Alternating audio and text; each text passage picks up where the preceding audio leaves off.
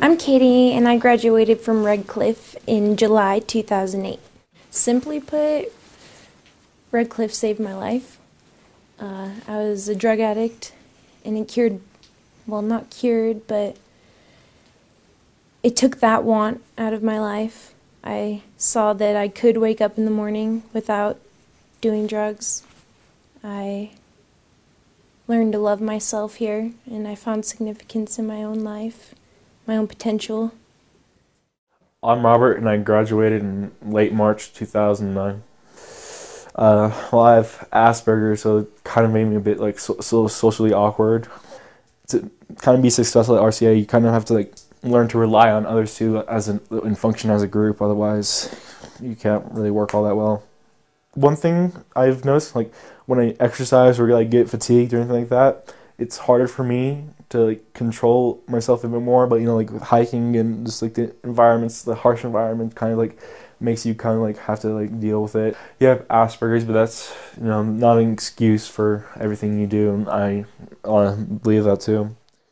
I am Lauren, and I graduated in May 2007. When I came to Redcliffe, I didn't have the easy way out. There was no bailout. No matter how many letters I wrote home, no one was pulling me. There was no other option for me other than to finish the phases and make fire and graduate. It's really about starting something and finishing it. And through that, you learn to love yourself. As soon as you accomplish something so humongous as this, there's so much love for yourself and so much pride and happiness and joy, and I did it, I spent days actually looking on the internet, and I saw Redcliffe, and I read all the testimonials, I read all the little stories, and then even did more search on anything that said Redcliffe or individual people. I looked at all the options, and I think it is, and they do point it out, because I kept looking at, not punitive. Nobody should be punished for where they are. They got there because circumstances, whatever. They need help. We need help. And that's what this is about. I'd done the reading, I'd read the books. Nothing, I don't think, ever prepares you for this, but it's an amazing place, truly amazing. We were losing Becca very fast to drugs and alcohol and all sorts of horrific things.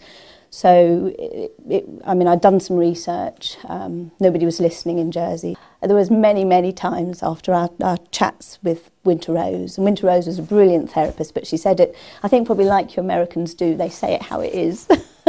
And that was a very different culture to kind of the therapy that we work with in the UK or in Jersey. I know it sounds odd. She was out in the wilderness, out in sub-zero temperatures, out with the wild, all the wild kind of animals out here, but she was safe. She came away from Redcliffe with this toolbox, and in there were lots of different ways of dealing with things and the ways that work best for Becca. And she's undone that toolbox several times, got out her tools and faced life. I'm George, and I graduated from Redcliffe in 2010 in August. I'm from Surrey in England. The first week or two I was angry at my mum for sending me here, because I wasn't still not willing to help myself by going along with the programme. And then I remember my therapist saying there's some situations in life that you have no control over, and this is one of them. You can say whatever you want, but that you've got to go through it in a way.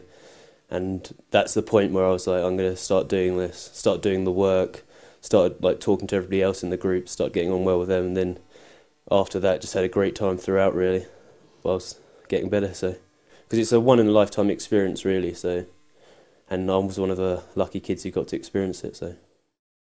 My name is Zia, and I graduated from Redcliffe in March of '07. So I came from Australia, where I was going to the beach and everything, and then next minute I was here where it was freezing and it was snowing, and it was definitely a bit of a shock. The best thing that I got out of it was the relationship with my mum and the respect for my mum. We have had our ups and downs since then.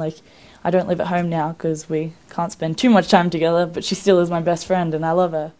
I'm Philip. I graduated in June of 2010.